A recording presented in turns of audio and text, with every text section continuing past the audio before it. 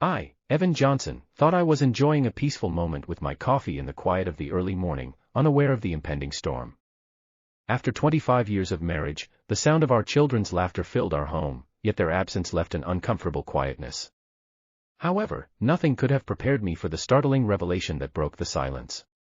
My wife, Audrey, was entangled in a torrid affair with a man she called Stallion, as their passionate cries and the creaking of bed springs invaded my sanctuary. I stumbled upon a scene that turned my world upside down. Armed with evidence and a Smith & Wesson, I navigated through the betrayal, plotting revenge that unfolded in the most unexpected ways. I should be at work, but instead, I find myself inexplicably calm, sitting at the kitchen table, savoring a freshly brewed cup of coffee. This moment of tranquility is exactly what I needed to find my inner peace. It's a practice I used to indulge in regularly when our children were young. I would wake up an hour earlier than the rest of the household, relishing in the serenity of those quiet moments. It became somewhat of a passion for me. I have been happily married for 25 years. Well, at least I was happy a few hours ago. We have 4 children, and the youngest one left home just last year. My wife has been struggling with the empty nest syndrome, as she calls it. I suggested she take up a pastime to help her cope. She started doing that, I think, approximately an hour ago. But I didn't know he went by Stallion. She called him that all the time. "Go for it, dude. Please give it to me," she shouted. It's strange that our beloved coffee's aroma hasn't drawn her attention away from her new interest. Normally, when I make coffee, Audrey, my wife, would rush downstairs even before it was ready. But she has been preoccupied lately, so perhaps that's why she hasn't noticed the enticing scent yet. "Tell me how much better I am than your spineless, weakling husband," she passionately expressed. "Oh my God. You're so much better." As I sit here, I notice my trusty old Model 59 Smith & Wesson, resting on the red oak kitchen counter loaded and ready. I contemplate whether to engage the safety mechanism, ultimately deciding it's better to be cautious just in case, after all, her boyfriend is a police officer. How do I know this well when I arrived home earlier than expected? I found his uniform and cummerbund scattered across the living room floor, alongside my wife's clothes, including her black lace crotchless Victoria's Secret panties. She had purchased them 2 months ago and even showed them to me. I was instantly aroused and encouraged her to try them on, but she refused, stating they were reserved for special occasions.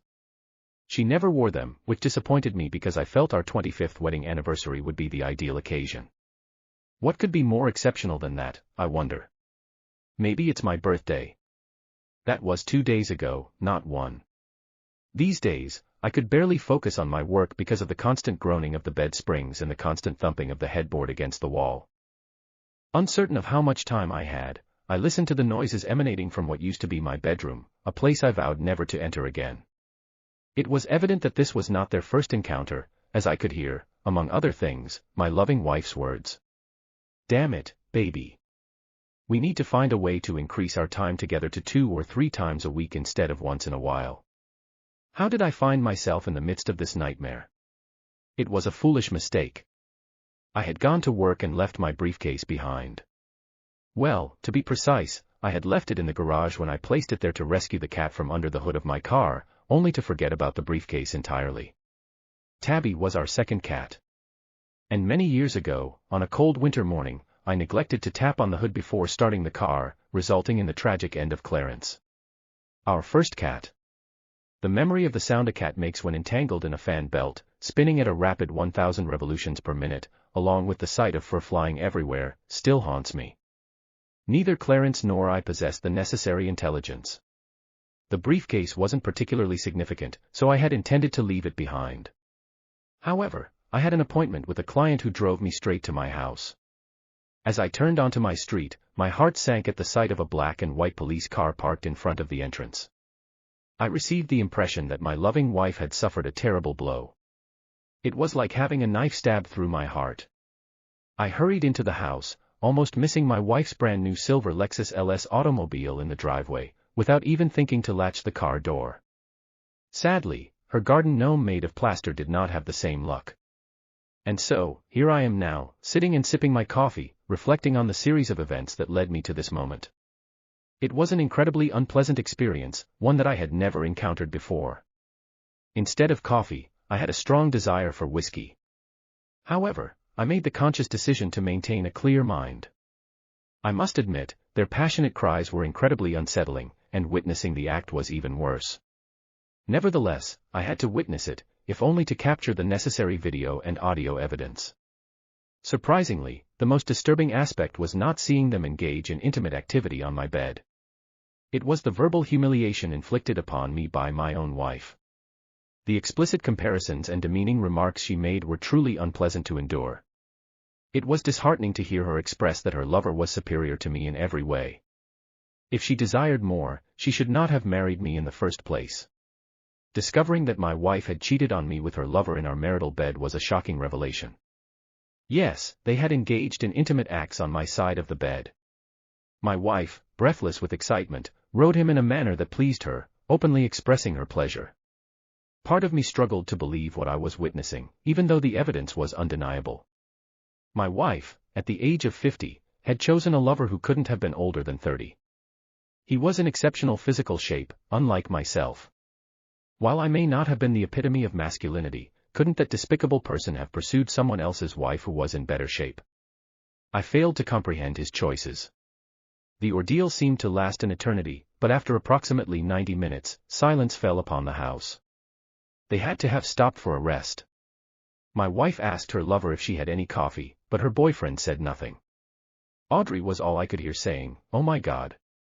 The sound of closets being opened and closed, dresser drawers being dug through, and laundry baskets being relocated was followed by a frenzy of movement.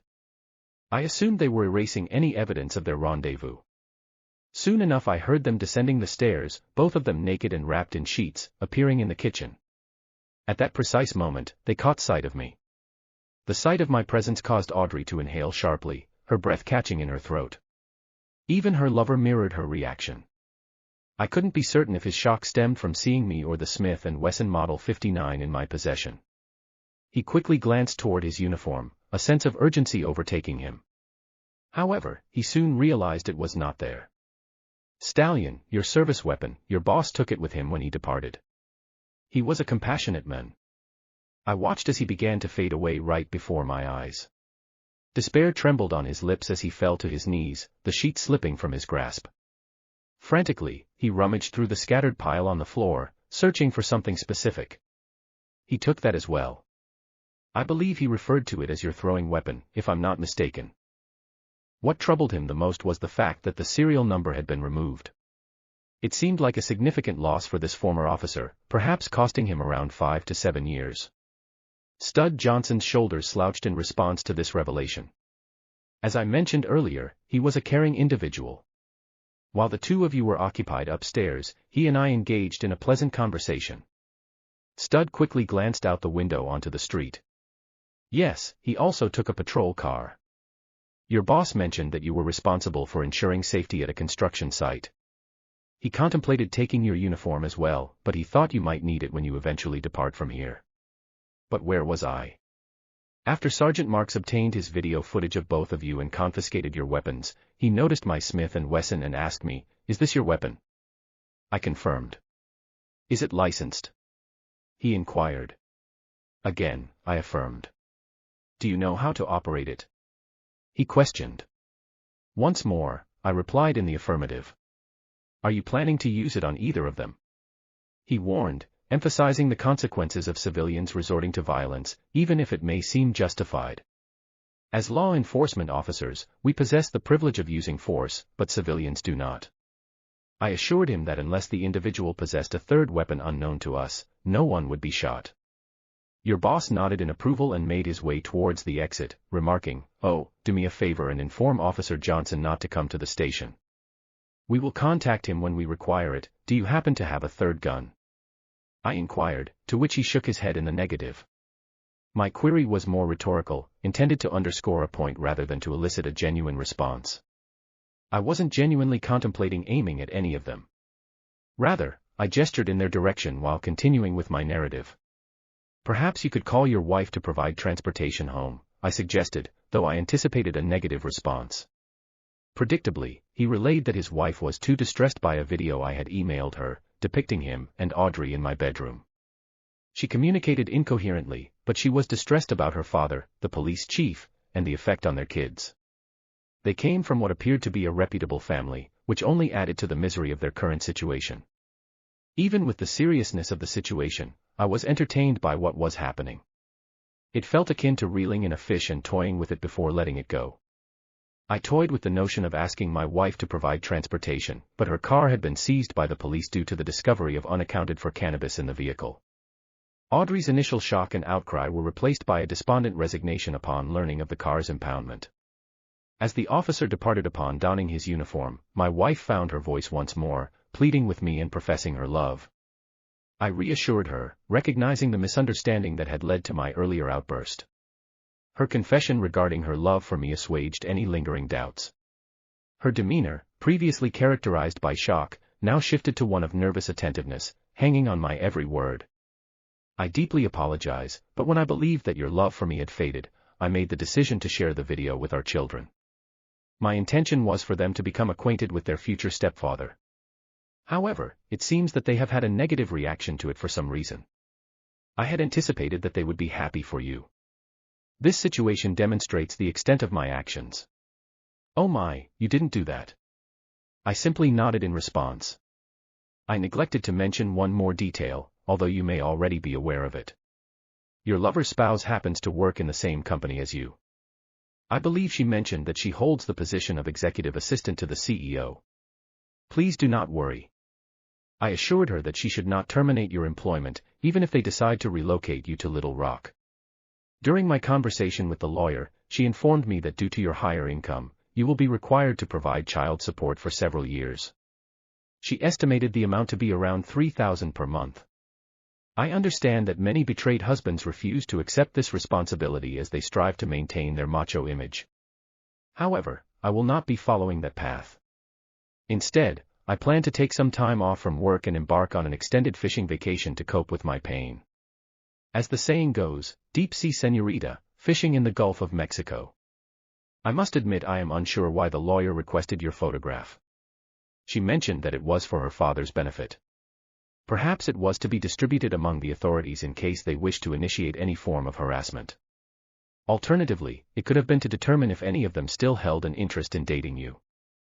Nevertheless, I provided her with a photo that clearly showcases your expertise in a certain area.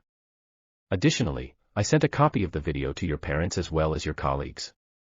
How could you have been so heartless towards me, Evan? Oh dear, I wasn't being cruel. I simply wanted to ensure that everyone was aware of your new partner.